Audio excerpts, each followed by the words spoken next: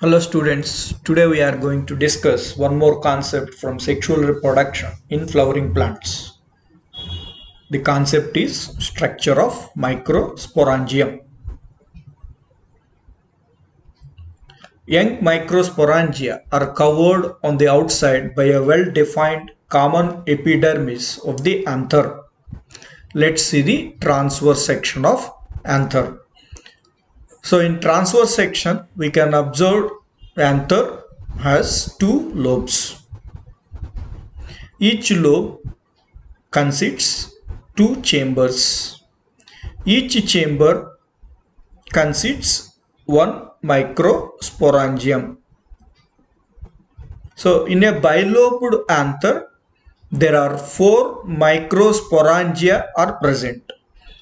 All these four microsporangia are commonly covered with a layer of cells called common epidermis. The development of microsporangium is eusporangiate. What is meant by eusporangiate? Eusporangiate is defined as sporangium develops from a group of cells is called eusporangiate. The opposite to this eusporangiate is leptosporangiate, which means sporangium develops from a single cell is called leptosporangiate.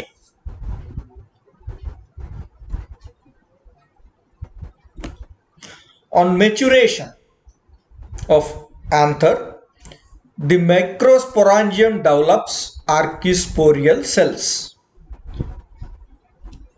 Archisporial cells are large individual cells with dense cytoplasm.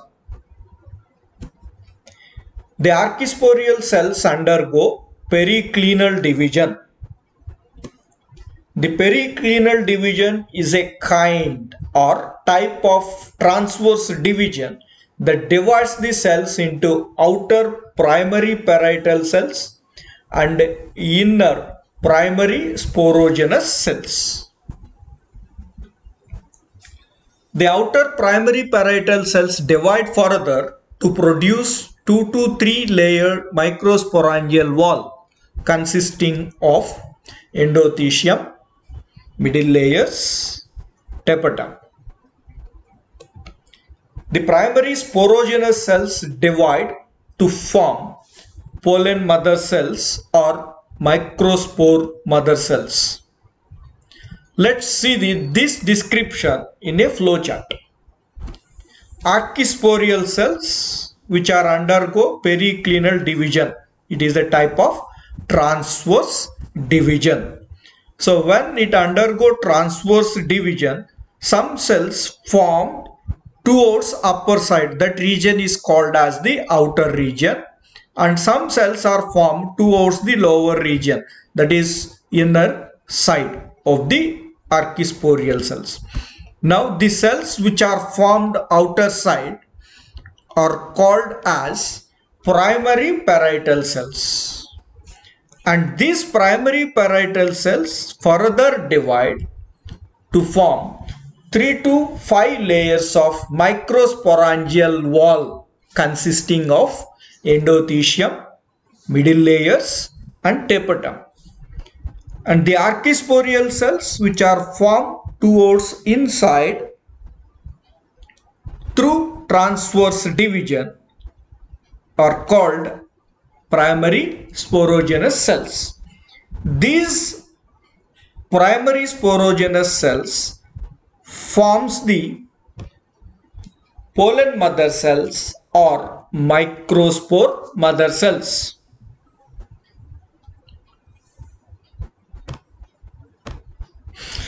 The wall of each microsporangium below epidermis has, let's see the TS of anther. So if you are magnifying the one microsporangium, we can observe the single microsporangium walls like this.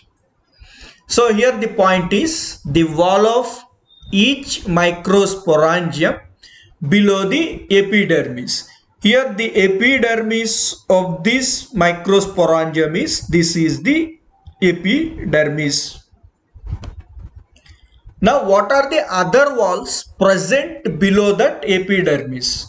The other walls, the wall which is present after the epidermis is called endothecium, and these walls present below the endothecium 1, 2, 3, this 3 layer of cells below the endothecium called as middle layers, and a single layer of cells which are present below the middle layers are called as tapetum, and the cells which are present after the tapetum, it is called as spore forming tissue or sporogenous cells, which are producing the pollen mother cells or microspore mother cells. Let's discuss each and every layer of cells and its functions. Epidermis. So see in this diagram, the outer layer of this microsporangium is called as epidermis. So it forms the lining of an anther that acts as a protective sheath by providing structural integrity and strength.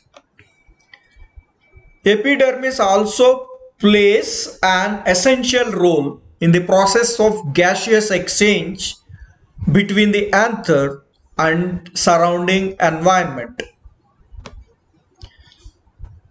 Epidermis protects against dehydration and extreme conditions. Second layer, endothecium. It is the second layer after the epidermis. So see in this diagram, the first layer already we are labeled, that is epidermis, and the second layer immediately after epidermis is called as endothecium. The endothelial cells develop fibrous thickenings of alpha cellulose with a little pectin and lignin on the inner and radial walls and becomes dead. So here the chemical composition of this fibrous thickening is cellulose with a little amount of pectin and lignin. Because of the presence of fibrous thickenings, the endothecium is also called fibrous layer. The groove present between two microsporangia, a few cells without thickening are present. These cells collectively form the stomium or line of dehiscence. Let's observe the diagram. So TS of anther. So these are the two microsporangia. The groove present. So the first layer it is epidermis and second layer it is a endothecium. So the groove present between the two microsporangia, groove is this curve we are considered as a groove. At this region, the endothelial cells generally having cellular thickenings or fibrous thickenings due to deposition of cellulose, pectin and lignin. That fibrous thickenings are absent at this groove region. So that area is called as stomium or line of dehiscence. This stomium helps in the anther dehiscence. Here dehiscence means breaking. So this stomium, due to lack of that fibrous thickenings, the anther is broken after its maturity or after formation of pollen grains. The anther is broken at this stomium region and pollen grains are dispersed or released out.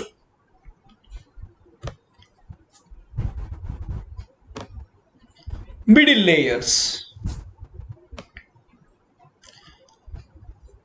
It is the third layer present after a layer of large endothelium cells. See the diagram.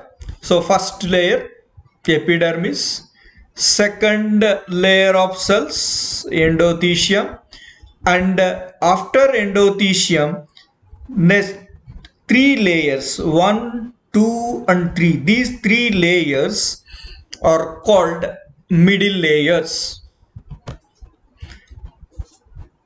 Middle layers serves to store starch. The cells present in these middle layers stores the starch.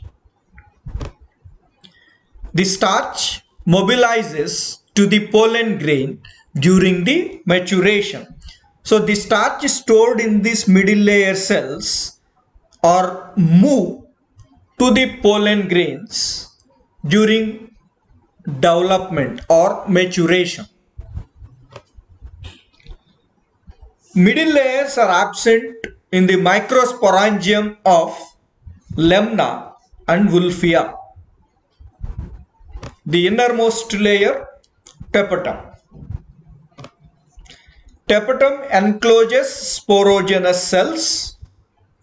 So see the diagram. Outer epidermis. Immediately after epidermis, the second layer is endothelium.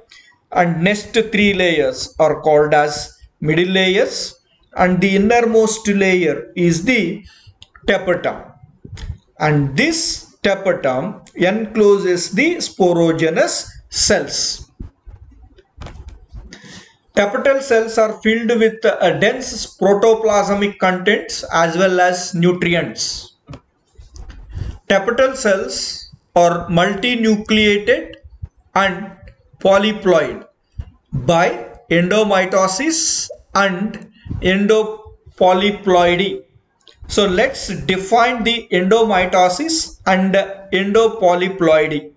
Endomitosis: division of chromosomes not followed by nuclear division that results an increased number of chromosomes in the cell. Endopolyploidy: state in which the chromosomes have divided repeatedly without subsequent division of the nucleus or without subsequent division of the cells, nothing but cytokinesis. Functions of tapetum. Tapetum is a nutrient-rich layer that provides nourishment to the pollen grains during its development. It consists of auxin hormone and callase enzyme. It promotes the growth of pollen grain. It produces lipid-rich Ubich granules. Tapetum gives ornamentation to axine. Axine is the outer covering of pollen grain. Tapetum produces pollen kit of entomophilous pollen grains. Entomophilous pollen grains are nothing but pollen grains which are dispersed by insects. Tapetum produces proteins for axine, outer cover of pollen grain of pollens, to recognize compatibility, nothing but suitable. So it produces proteins which are helpful for recognize the compatibility of pollen grain which is suitable to germinate on stigma or not. It is depends on the special proteins present in the axon of a pollen grain. Pubich granules. The cells of the tapetum possess numerous spherical bodies called Pubich granules. Pubich is the scientist name. He is the person identified these granules first in tapetal cells. They help in axon formation. Pollen kit. Outermost oily, thick, sticky coating in some pollen grains. It is made up of lipids and carotenoids. It is common in plants that are pollinated by insect, entomophilous plants. So, insects, the pollen grains are generally attached to the insects. That stickiness is formed due to presence of these lipids.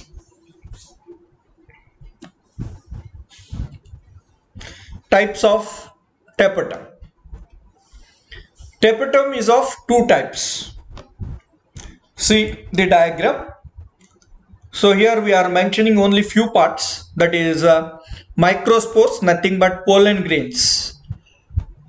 So which are formed from the sporogenous cells. The sporogenous cells develop or forms the pollen mother cells. That pollen mother cells forms the pollen grains. So here the layers are mentioned. This layer is called as tapetum, innermost layer, and these outer two layers are called as the middle layers. Now tapetum is of two types based on disintegrate or retains. Based on that, the tapetum is of two types: secretory tapetum, amoeboid tapetum. So once again I am repeating, based on the degenerate or retains, depends on that. The tapetum is of two types: secretory tapetum, amoeboid tapetum. Secretory tapetum. It is also known as glandular or parietal tapetum. The tapetal cells remain unbroken. See the diagram. So matured pollen grains are microspores, and this innermost layer is the secretory tapetum, and these two layers are the middle layers. So it is unbroken till development of the pollen grains or tetrads. So this tapetum attains its maximum development at the stage of pollen tetrad and then degenerates before breaking of anther. So this secretory tapetum retains till the development of pollen grains. So just before the anther dehiscence or before the breaking of anther, the secretory tapetum degenerates. This type of secretory tapetum is present in most of the angiosperms. Amoeboid tapetum. It is also known as invasive tapetum or Periplasmodium tapetum. Tapetal cells fuse to form plasmodium or syncytium. that breaks down to release its contents which move in between pollen mother cells. See the diagram. So we can imagine previous diagram and this diagram. In previous diagram we are seeing a retained secretory tapetum is retained. Third layer we are observed in previous diagram, but here only middle layers are there, and this tapetum is broken and releases its contents, and they are moved between the pollen grains. This type of tapetum is called as amoeboid tapetum. This amoeboid tapetum is present